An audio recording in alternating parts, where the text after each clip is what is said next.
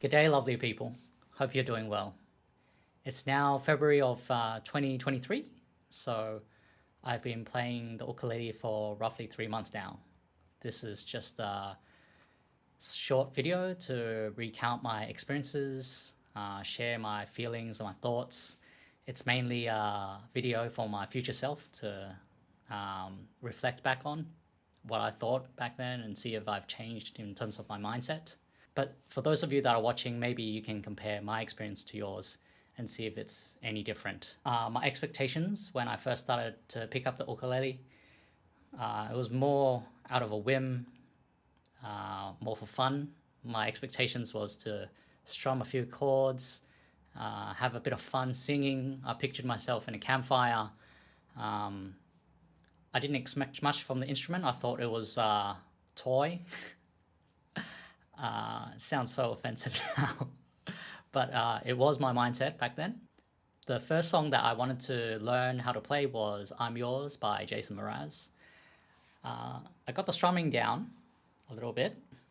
The chord changes were a bit tricky, but I soon realized that singing and playing at the same time required a bit more coordination than my skill level was back then. I found a piece that was solely just on notes, on sort of like a fingerstyle.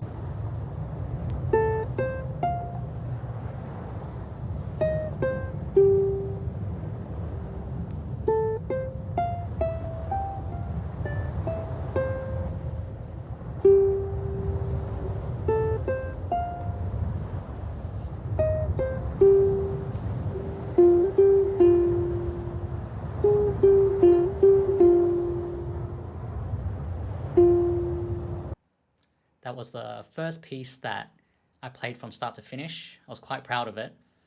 But that's also what got me interested in playing more fingerstyle ukulele rather than strumming and singing.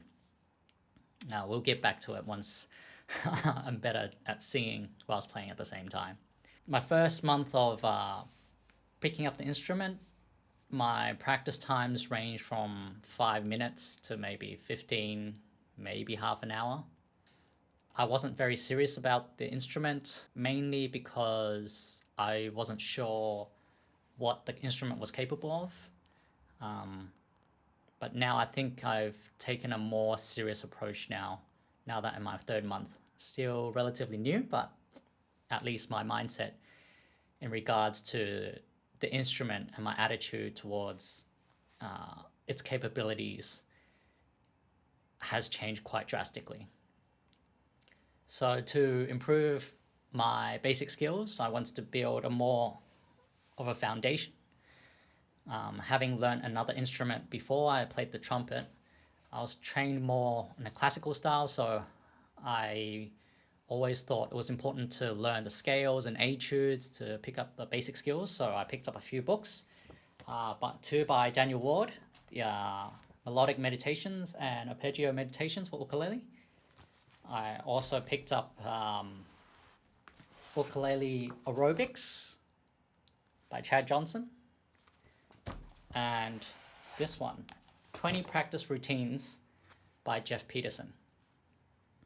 Now, out of all the books, I think this one had more of a profound effect on me because it started to introduce some low G ukulele scales. You can play it with the high G as well, but it piqued my interest in learning low G ukulele. And because Jeff is he plays classical guitar, he plays different styles of guitar, I thought that it was very interesting to apply classical guitar techniques to the ukulele.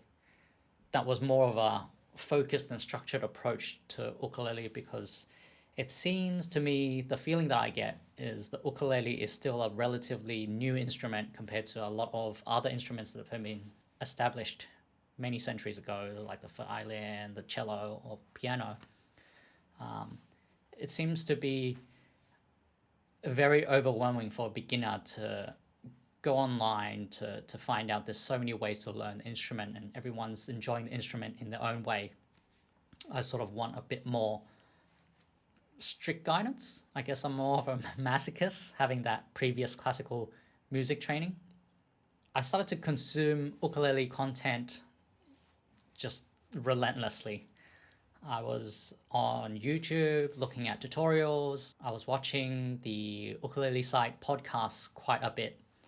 And one particular guest on the podcast really inspired me, and that was Ian O'Sullivan. He shared his musical philosophies and how classical guitar techniques can easily translate to the ukulele.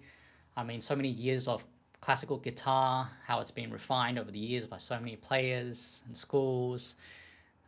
Couldn't be wrong, right? So learning those sort of techniques at least won't hurt me.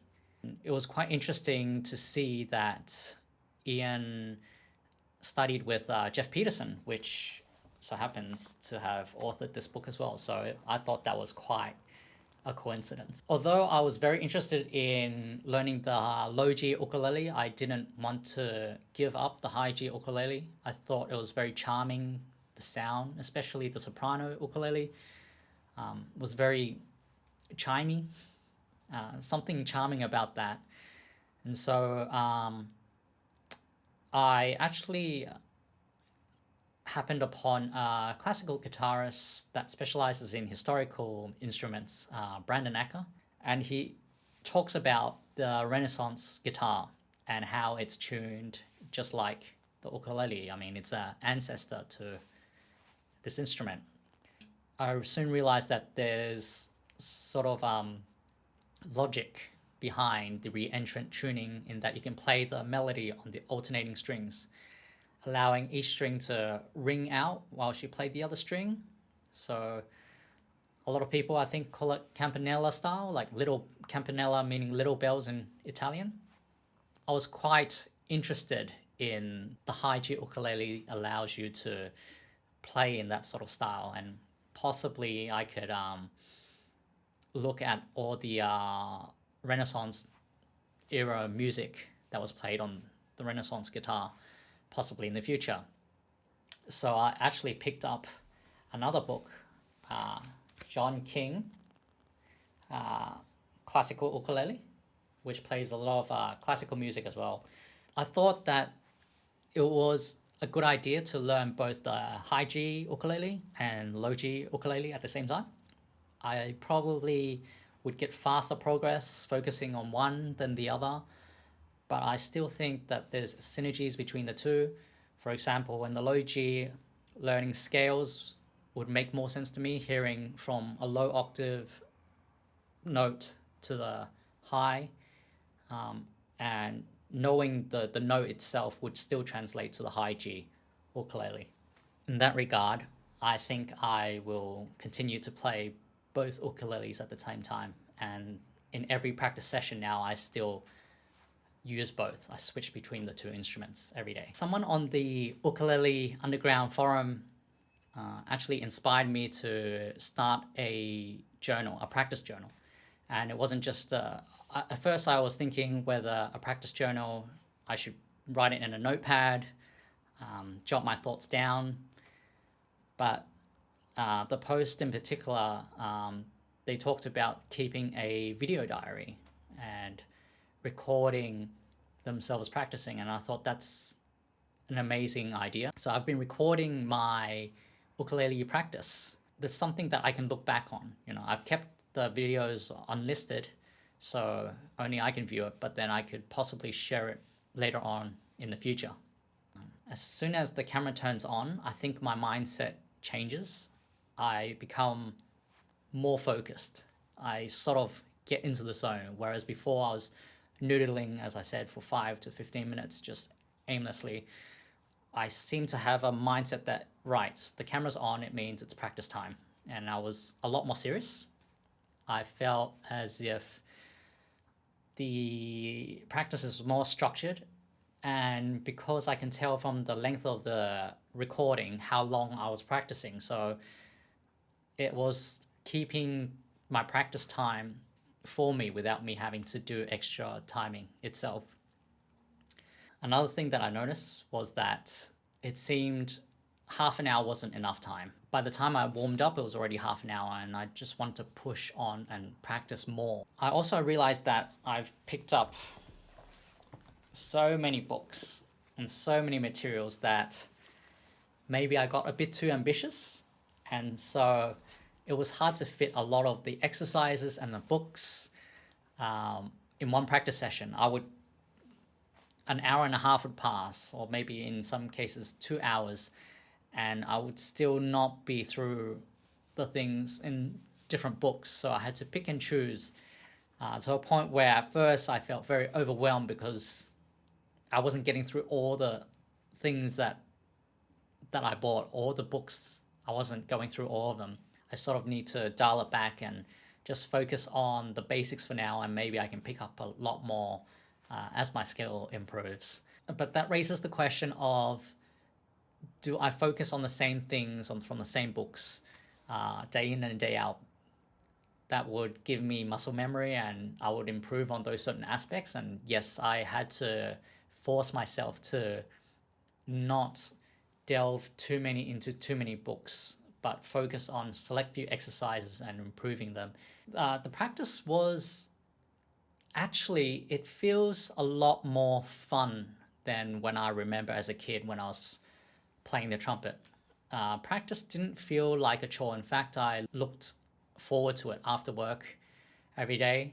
I've been doing long 10 to 11 hour days, like coming home, cooking dinner and getting all chores done. I was looking forward to settling down with my ukulele and practicing at the end of the night. But there were times where I felt like I didn't want to practice. But what kept me going was I started to see the list of videos accumulate of my day by day of my ukulele practice. And something in me just wants to add to that list. It will be a shame if I had so many days missing from that list. So on days that I didn't feel like practicing, that idea sort of pushed me to go, yeah, okay, maybe we'll just practice for 10 minutes. But then 10 minutes ends up being at least half an hour.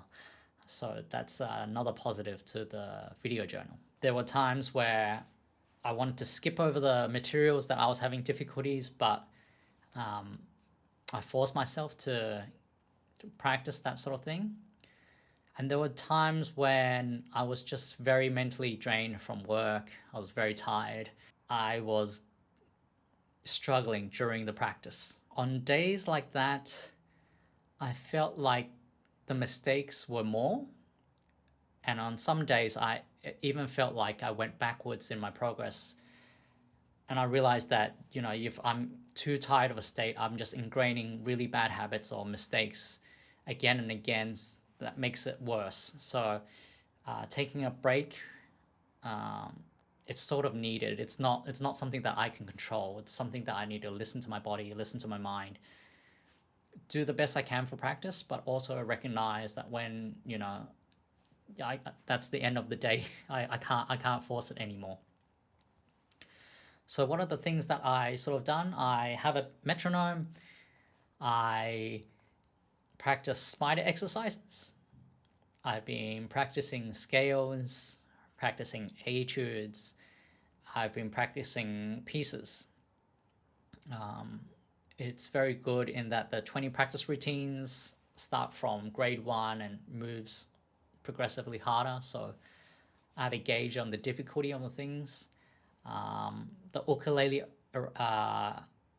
aerobics, every day has a certain theme and explains what are the concepts it's trying to teach you. And Daniel Ward's books sound really amazing, but it's written so well in that the pieces make sense when you play them. He's getting you to move a single finger at a time or playing the scales in a way that sounds nice, that you want to keep going. And it's ingraining good habits into you.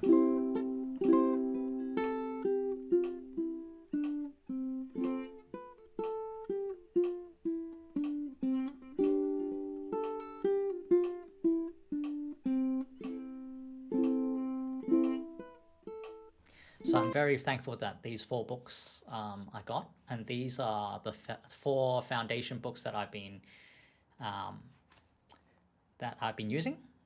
And then John King's classical ukulele books, I've played a few pieces here and there, but I've sort of just dabbled in that.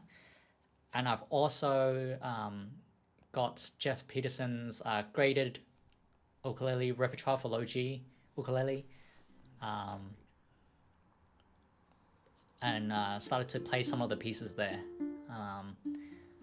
I'm having some difficulties keeping to the rhythm at times. I find difficulties in looking at the plucking finger, the index or middle or the ring or the thumb, and looking at the sheet music. I can read the tabs fine, but it's always a bit slow for me to read the sheet music, the number of the finger for the left hand, and then also the plucking of the index, middle, or ring, or thumb plucking hand. So there's a lot going on, separating the left and right hand, still some difficulties there. I do get frustrated when I feel like I was able to, say for instance, do spider exercises at a certain, like 120 beats per minute, and the next day I wasn't able to do it as cleanly, and then I realized, okay, we have good days and bad days, and that's not something, like I said, that we can control. And to temper my expectations that it's not just, okay, 110 day 1, 120, 130. It's not so much a linear progression, it's sort of wavy. I'm trying to take it easy, listen to my mental state, and when I'm tired, making a lot of mistakes, stop. Why am I so tired? Damn, that might be all I can handle for today.